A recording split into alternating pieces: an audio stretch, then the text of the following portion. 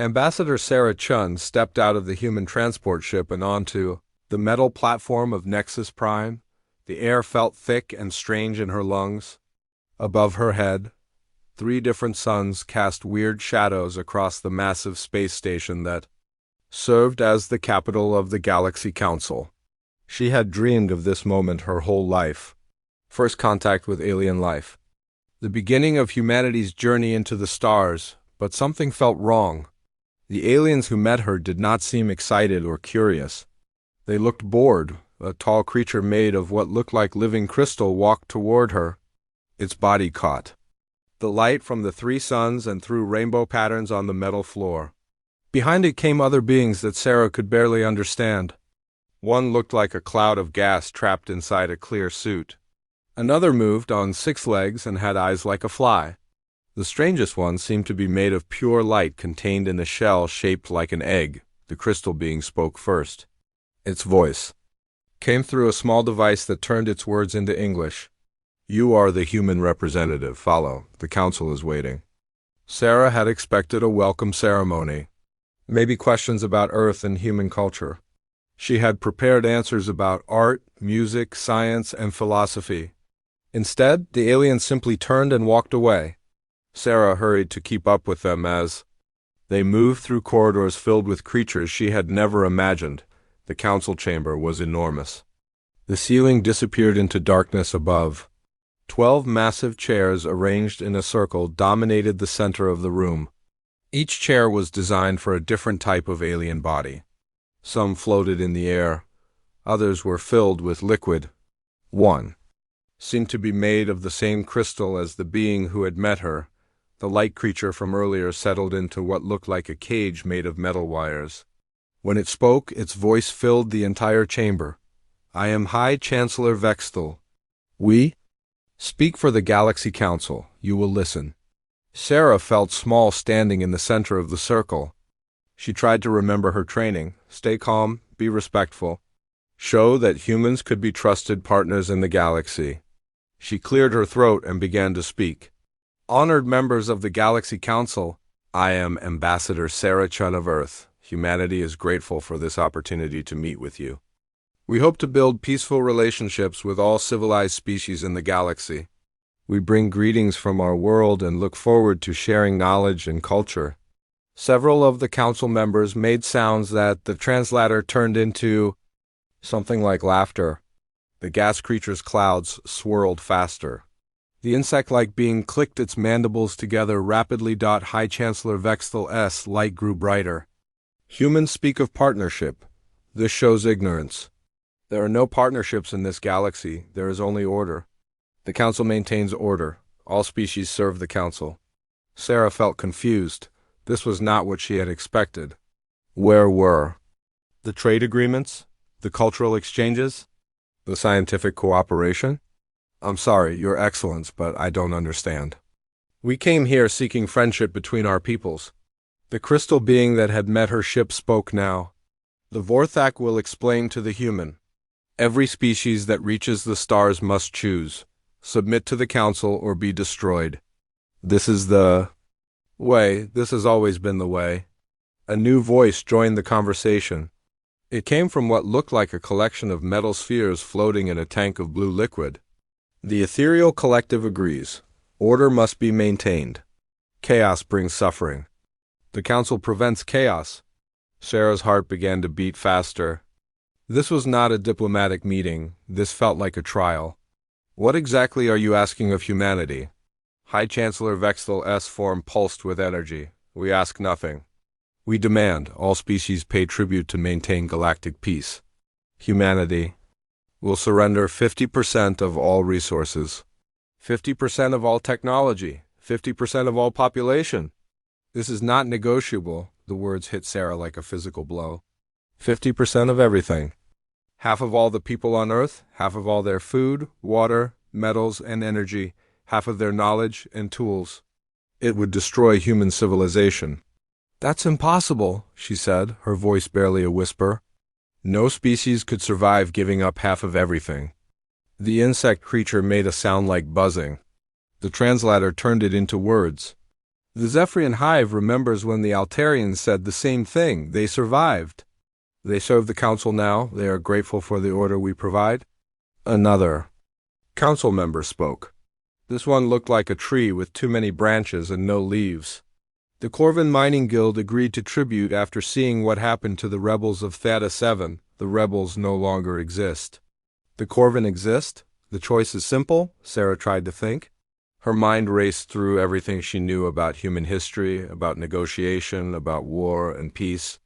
But nothing had prepared her for this. Earth's leaders had sent her expecting to discuss trade routes and embassy locations. Instead, she faced demands that would end human independence forever. "You've done this to other species?" she asked. "Every species that reaches the stars faces this choice," said High Chancellor Vexthal. "The strong survive by submitting. The weak die by resisting. This is natural law." The gas creatures' clouds shifted into new patterns. The ethereals have maintained order for 10,000 years. No wars between species. No conflicts over resources. All serve the greater good through the council. Sarah looked around the circle of alien faces. Some watched her with what might have been curiosity. Others seemed completely uninterested. A few looked almost sad. But none showed any sign that the tribute demand could be changed. "How long do we have to decide?" she asked. "1 solar cycle," replied High Chancellor Vexthal. "You will return to your world. You will explain to your leaders. You will return with acceptance of tribute or with the knowledge that your species chooses extinction." The crystal being made a sound like wind chimes. The vortex suggests the human consider carefully. No species has ever chosen extinction. Wisdom always prevails. Sarah felt numb as the council members began to leave. Some simply faded away. Others walked through doors that appeared in the walls. The insect creature flew upward and disappeared into the darkness above. As she stood alone in the enormous chamber, Sarah heard voices from the corridors. The aliens were talking among themselves, not bothering to use the translators for her benefit. But she caught fragments that her universal translator picked up anyway. Another easy submission. "The humans look even weaker than the Altarians. They will probably offer 60% to avoid conflict. Such a young species. They will learn quickly." Sarah walked slowly back to her ship. The alien escort that led her seemed almost friendly now. They pointed out interesting features of the station and mentioned how many species live there in harmony under council rule. They spoke as if her acceptance was already certain. Back in her quarters on the human transport ship, Sarah sat at her communication console. In a few hours, she would have to call Earth and explain what had happened. She would have to tell humanity's leaders that their dreams of exploring the galaxy had become a nightmare. She would have to explain that their choice was slavery or death. She thought about her daughter back on Earth, only 8 years old, with dreams of becoming an astronaut. What kind of galaxy would she inherit? One where humans served alien masters? Or one where humans no longer existed? Sarah began composing her report to Earth. Her hands shook as she typed the first words. Mission status, critical. Galaxy Council demands immediate tribute. Requesting emergency instructions. Outside her window, the 3 sons of Nexus Prime continued their eternal dance, casting strange shadows across a galaxy where freedom was a luxury no young species could afford. The emergency session alarm echoed through the United Earth Assembly building in Geneva. Representatives from every nation on Earth rushed through the corridors, their faces grim with worry.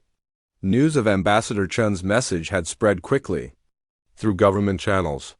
The Galaxy Council's demands were already being discussed in secret meetings around the world. President Martinez sat at the head of the massive conference table, surrounded by advisors, generals, and scientists. The room's walls displayed holographic star maps showing the known positions of council worlds. Each red dot represented a civilization that had submitted to tribute. There were hundreds of them. "Ladies and gentlemen," President Martinez began, his voice heavy with exhaustion, "we face the most critical decision in human history. Ambassador Chun's full report is now available to all of you. The Galaxy Council demands 50% of our resources, technology, and population. We have less than 24 hours to decide. Defense Secretary Kim stood up first. Her uniform was perfectly pressed, but her eyes showed the strain of the past few hours.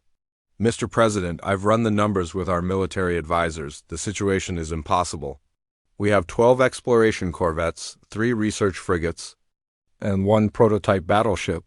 According to Ambassador Chen's intelligence, the Council controls weapons that can destroy entire star systems. General Harrison, the head of Earth's Space Defense Force, leaned forward. The Secretary is correct about our fleet size, but she's missing the bigger picture. This isn't about our current military strength. It's about what we're willing to become. If we surrender now, we're not just giving up half our resources, we're giving up our future. Dr. Elena Vasquez, the brilliant xenobiologist who had first decoded the alien communication protocols, raised her hand. May I share something important? I've been analyzing the linguistic patterns in the Council's demands. Every species they mentioned submitted immediately. The Altarians, the Corvin, the rebels of Theta 7, they've never faced prolonged resistance. What does that mean? Asked President Martinez. It means they have no experience with defiance. Their entire system is built on fear and immediate submission. They've never had to deal with a species that might say no. Dr. Vasquez pulled up charts on her tablet. Look at their language patterns. They use terms like natural law and inevitable choice. These aren't the words of beings who expect resistance. Economic Advisor Thompson spoke up from his seat. Dr. Vasquez makes an interesting point, but we need to consider the practical reality. If we give them 50% of our resources, Earth's economy will collapse within 5 years. Our population will starve, our technology will stagnate. We'll become a subsistence world, and if we refuse?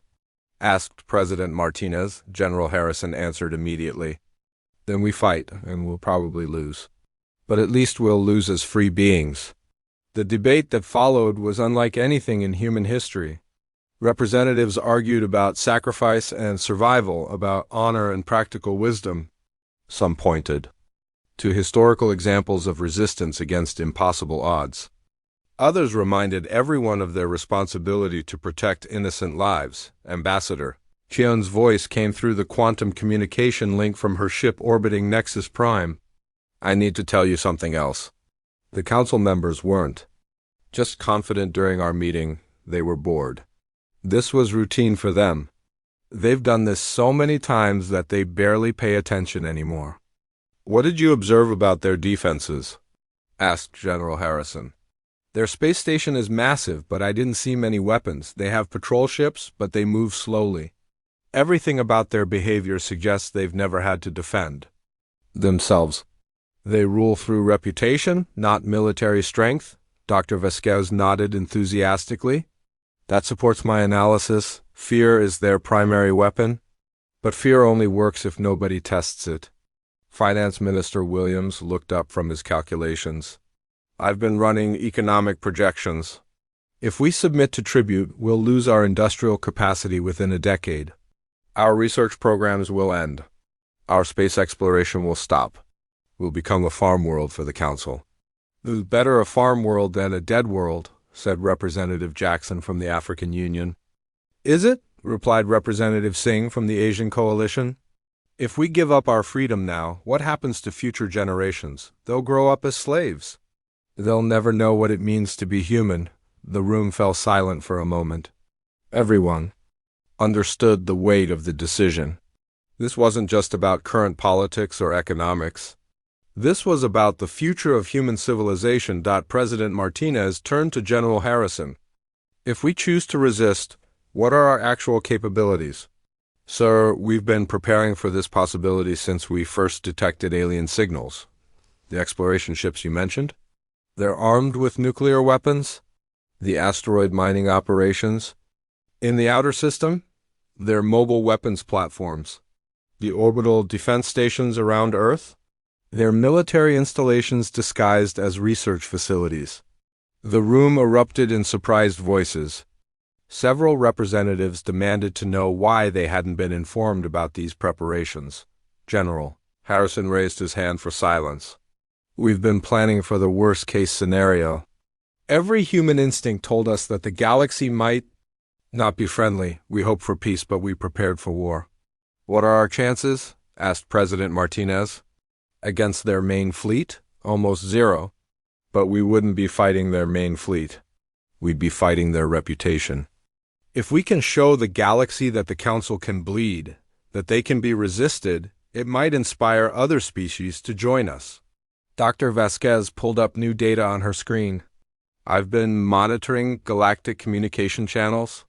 There are whispers of discontent on several worlds.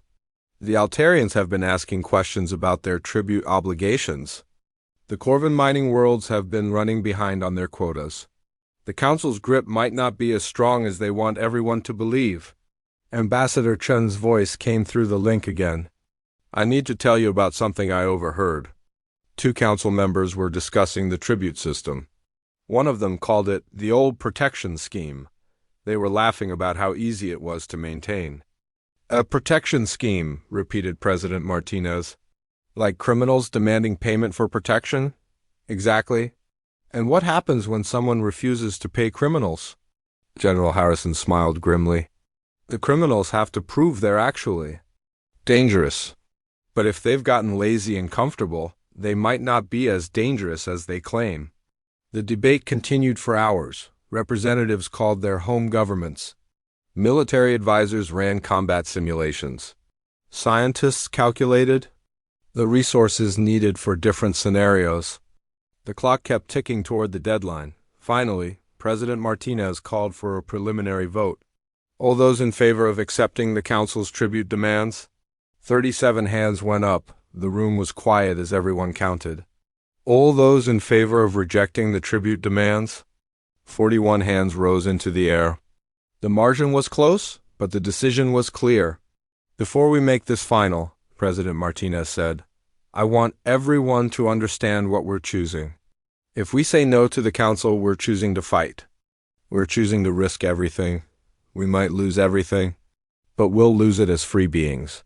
Representative Chun from the Pacific Alliance stood up. Mr. President, I've been thinking about my grandchildren. If we submit now, they'll grow up in a world where humans are second-class citizens. If we fight now, they might grow up in a world where humans are free. That's worth the risk. The final vote was unanimous. Earth would reject the Council's demands. President Martinez activated the quantum link to Ambassador Chun. Ambassador, you have your instructions. Tell the Galaxy Council that humanity's answer is no. Understood, Mr. President. I'll deliver the message. As the representatives left the assembly hall, General Harrison approached President Martinez. Sir, you realize what's going to happen next? They'll send a fleet to destroy us. Yes, sir. And when they do, we'll be ready. We've been preparing for this our whole lives. We just didn't know it yet. President Martinez looked out the window. At the stars. Somewhere out there, alien civilizations were waiting to see what humanity would choose. In a few hours, they would have their answer. The age of human independence was about to be tested in the fires of war. The Galaxy Council chamber filled with beings from across the known universe. Word had spread through the galactic communication networks that the humans were returning early with their answer. Representatives from dozens of species had come to witness what they assumed would be another routine submission. The Vorthek delegate's crystal body sparkled with anticipation as she took her place in the observation area.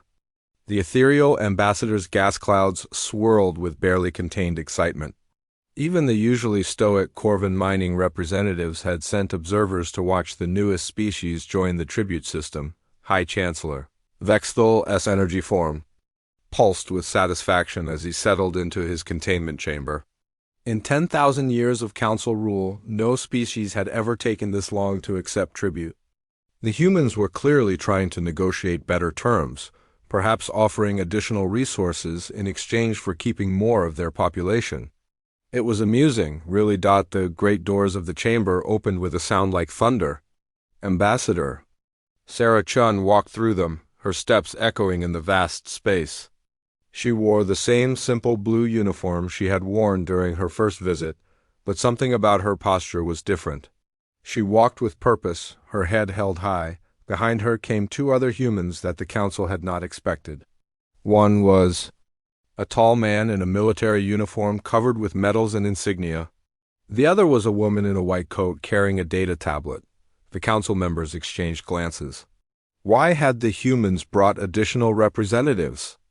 Ambassador Chun approached the center of the chamber where she had stood before. The circle of alien faces looked down at her with expressions ranging from curiosity to amusement.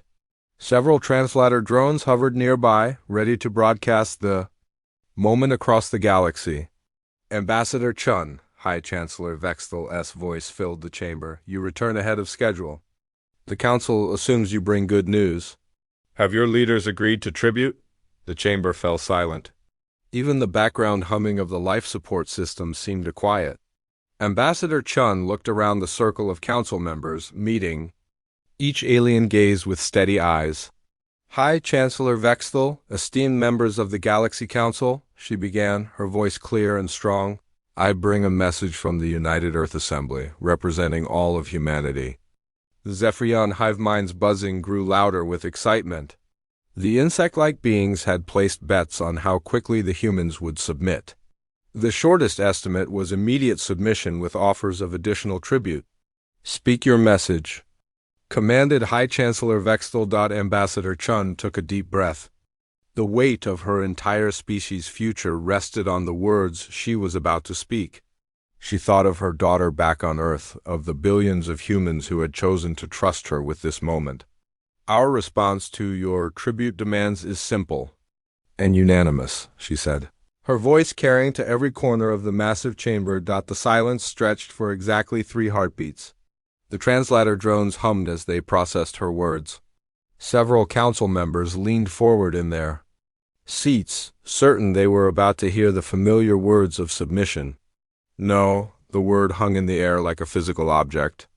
The translator drones stuttered, the circuits struggling to process a concept that didn't exist in most galactic languages when used in this context.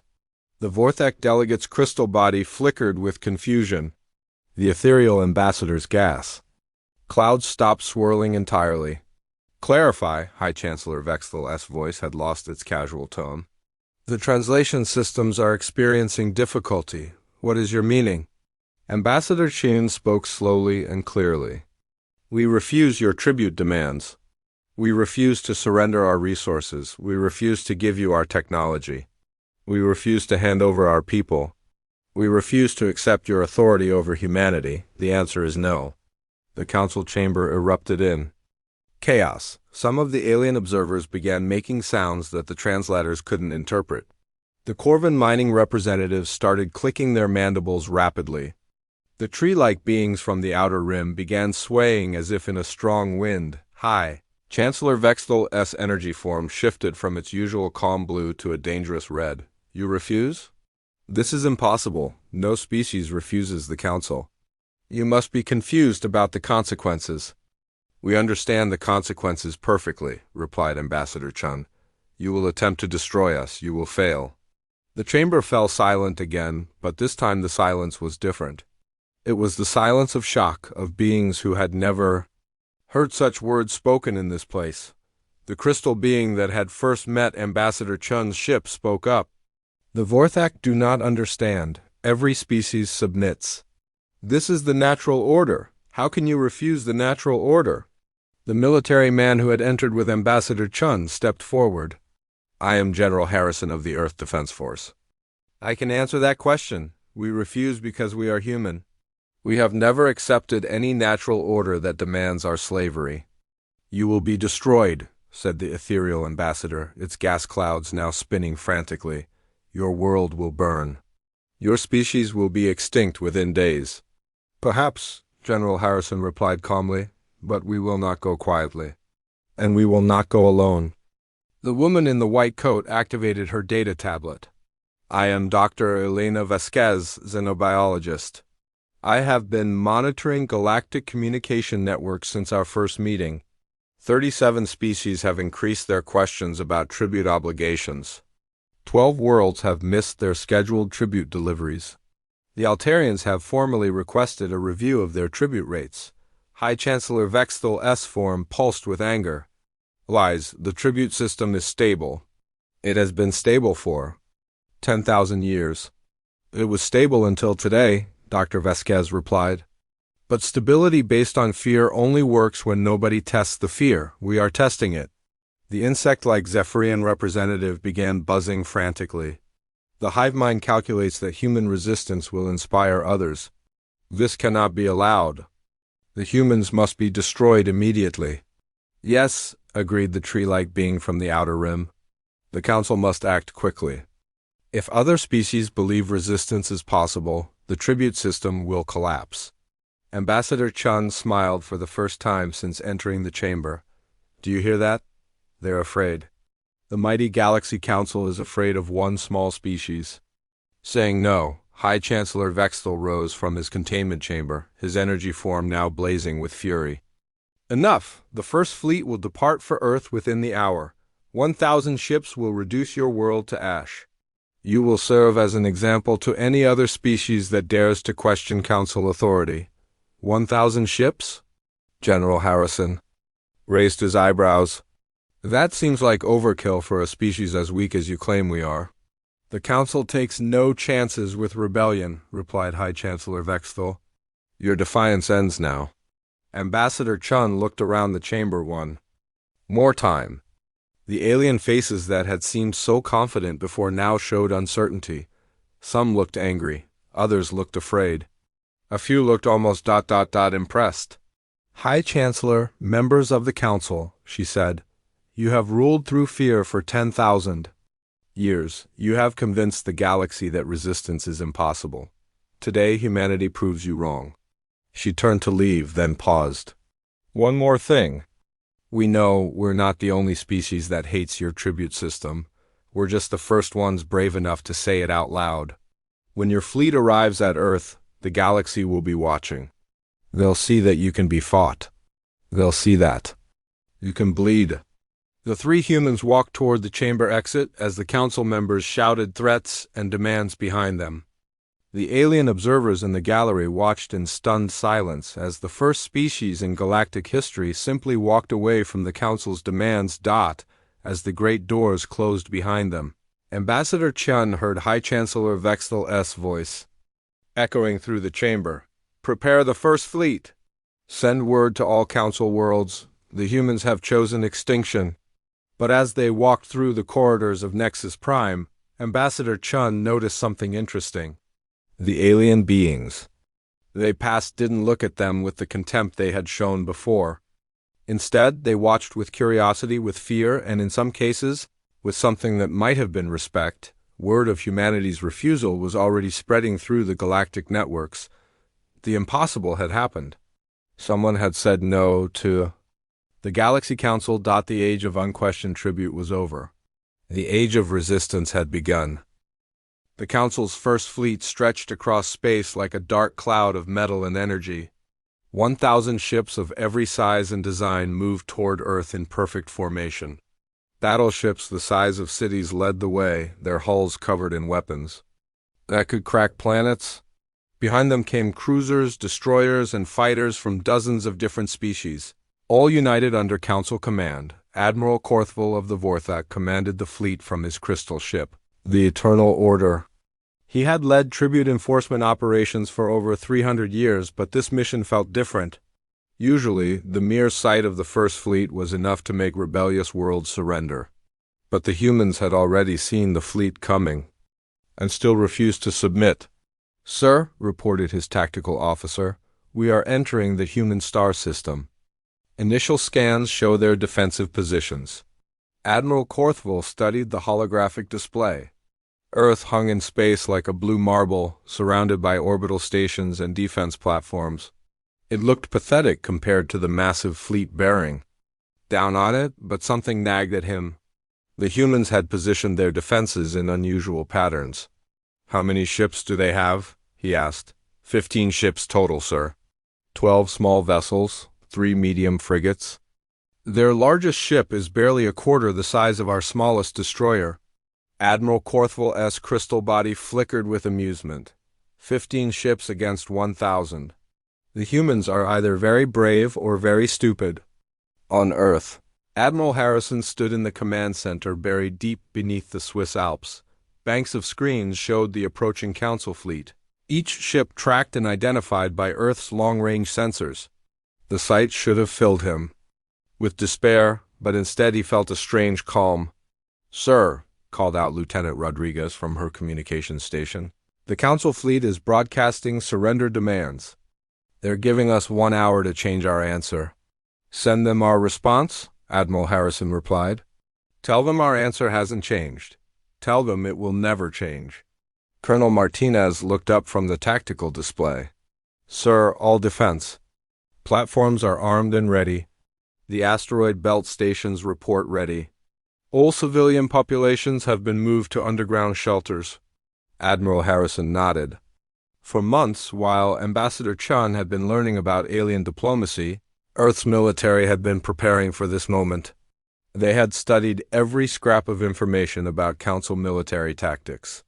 They had analyzed the wreckage of ships from species that had tried to resist in the past. Most importantly, they had prepared surprises. "Remember," Admiral Harrison said to his staff, "we're not trying to win a conventional battle. We're trying to prove that the Council can be hurt. Every Council ship we damage sends a message to the galaxy." The battle began at exactly 1400 hours Earth time. The Council fleet opened fire from long range, expecting the humans to be destroyed before they could respond. Massive energy beams lanced through space toward Earth's orbital defenses, but the energy beams hit empty space. The human defense platforms were no longer where the Council sensors showed them to be. What happened? Admiral Corthwell demanded as his weapons officers reported missing their targets. "Sir, the human platforms appear to have moved. Our sensors show them in their original positions, but our weapons are hitting nothing."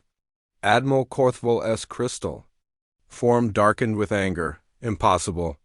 Their technology is primitive. How can they fool our sensors?"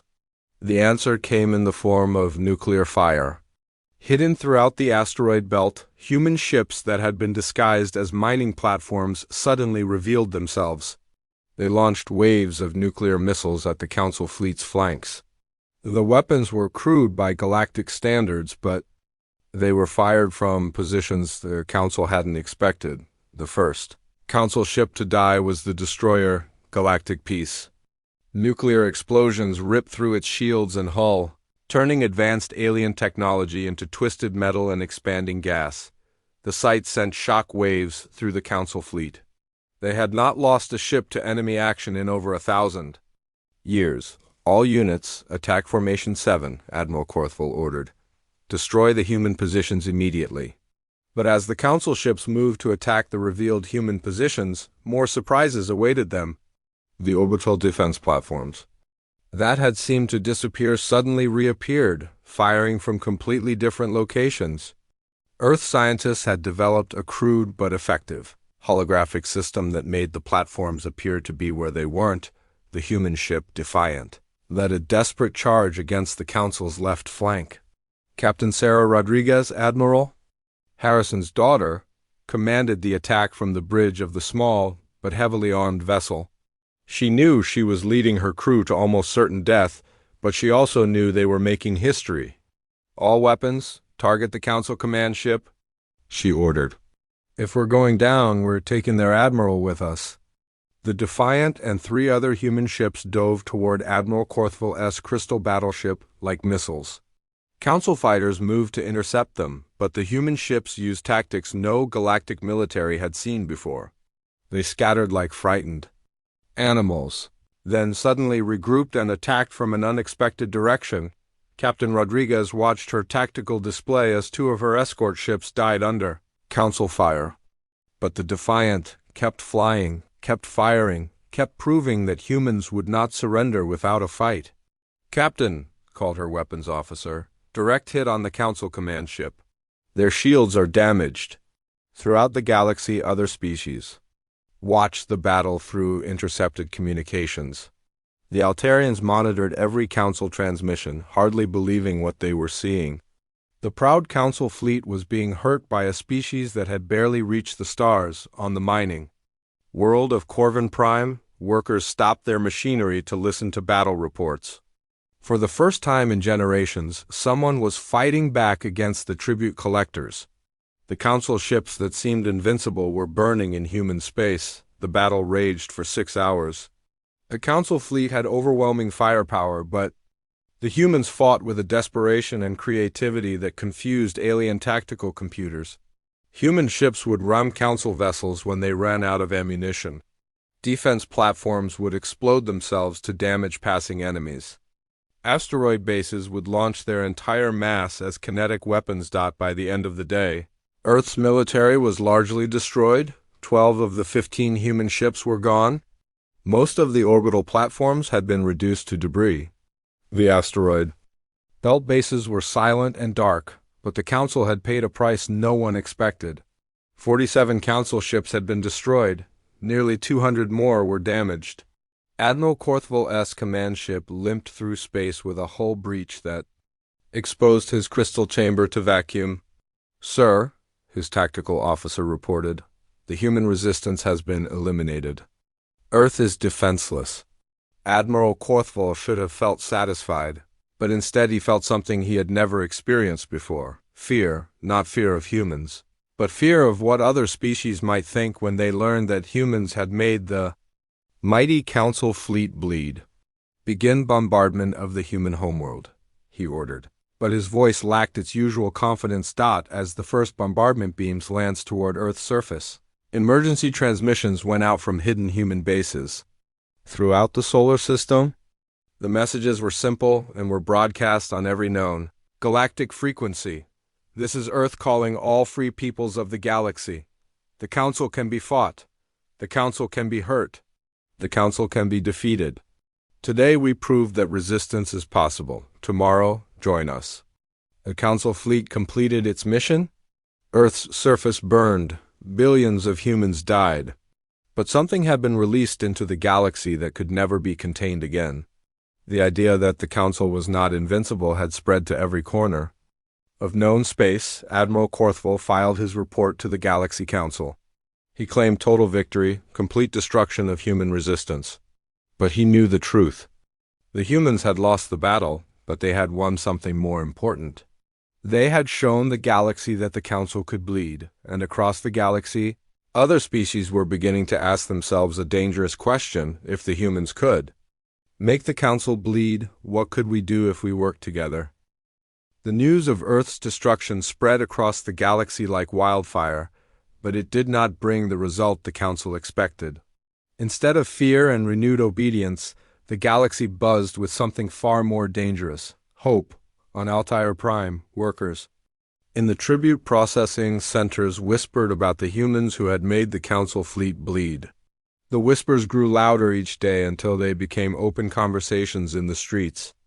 For the first time in 300 years, the Altarians began to remember what freedom felt like. Administrator Veltar of the Council's tribute department watched the reports with growing alarm. Late tribute shipments were becoming common.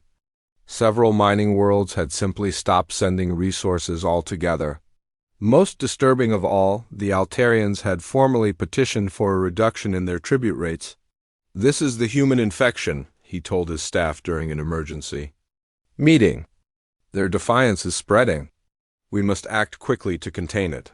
But the infection had already spread too far. In the Outer Rim territories, Corvin mining guilds met in secret to discuss the impossible: rebellion against the Council.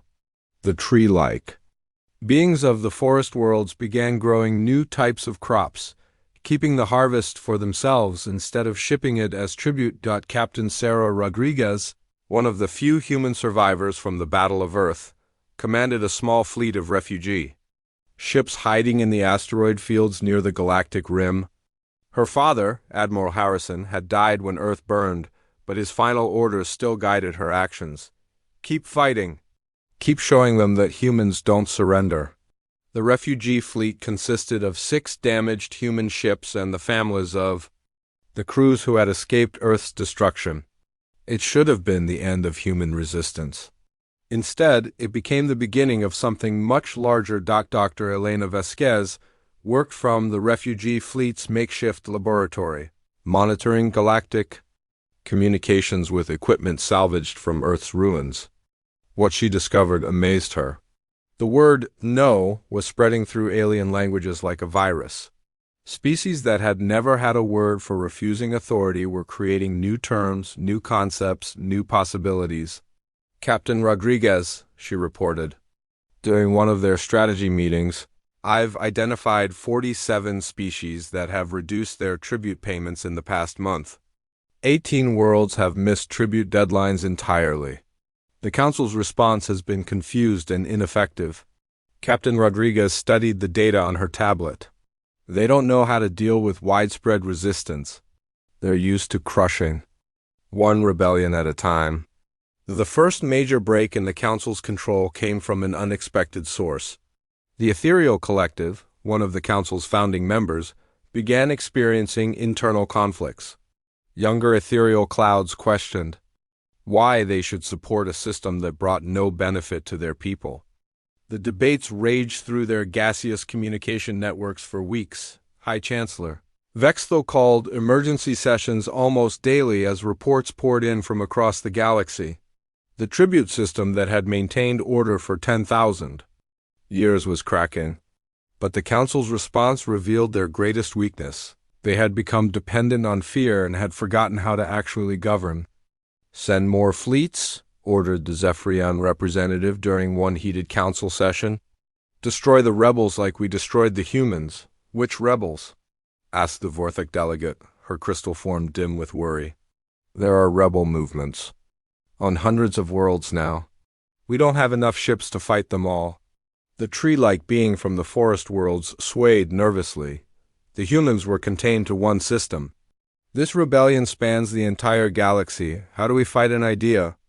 Captain Rodriguez received the message she had been waiting for during a supply run to a neutral trading post.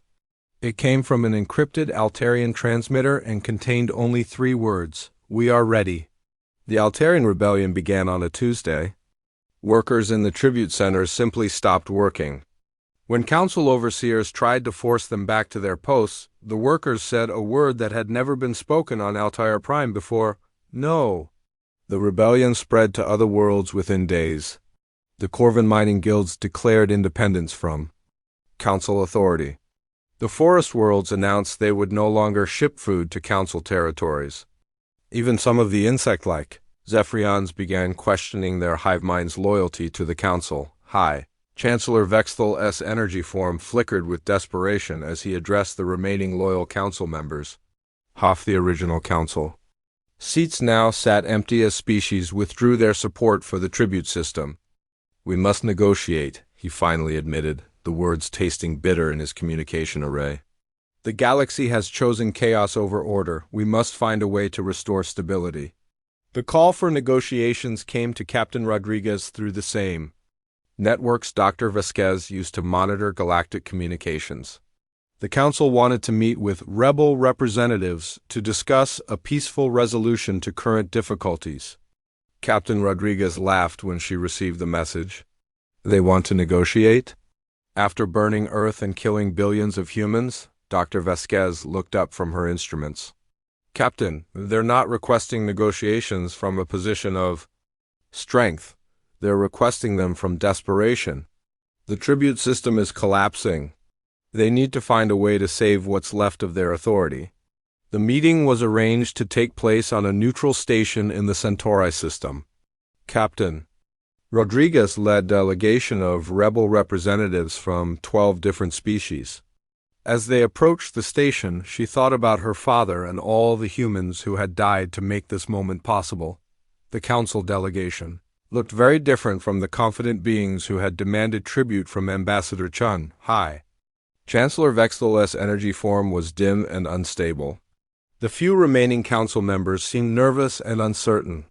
"We are prepared to discuss modifications to the tribute system." High Chancellor Vexthal began, his voice lacking its former authority. Captain Rodriguez stood up from her chair. "There will be no modifications. There will be no tribute system. The galaxy has learned to say no, and we're not going back. The Altarian representative, a tall being with silver skin, spoke next. Our worlds are free now. We will trade with other species as equals, not as subjects paying tribute to masters. But without the tribute system, there will be chaos, protested the remaining ethereal representative. Wars between species, conflicts over resources. The Council maintains peace. Dr. Vasquez activated her data tablet. I've been monitoring interspecies conflicts since the rebellion began. Wars have actually decreased. When species are free to trade as equals, they have fewer reasons to fight. The negotiations continued for hours, but the outcome was never. In doubt, the Council had lost the power to enforce their demands. One by one, the remaining Council members accepted the reality that their 10,000-year reign was over. High Chancellor Vexthel made the final announcement to the galaxy. The Galaxy Council hereby dissolves the tribute system. All species are free to govern themselves as they see fit. Captain Rodriguez thought about Ambassador Chun, who had started it all with a single word. She thought about her father, who had died believing that freedom was worth any sacrifice. She thought about the billions of humans who would never see this moment but whose deaths had made it possible. The galaxy was free. The age of tribute was over. And it had all begun with one simple word that the Council had never expected to hear. No.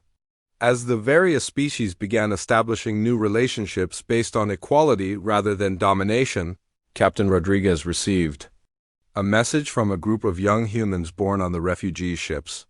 They wanted to know if they could return to Earth and begin rebuilding their homeworld. She looked out at the stars through the station's viewing port. Somewhere out there, Earth waited to be reborn. Somewhere out there, the galaxy was learning to live without masters and slaves. Yes, she told the young humans, it's time to go home. The word that had changed everything was no longer no. Now it was yes, yes to freedom, yes to equality. Yes to a galaxy where every species could determine its own destiny. Humanity had lost its world, but saved the galaxy. It was, Captain Rodriguez thought, exactly the kind of trade her father would have made.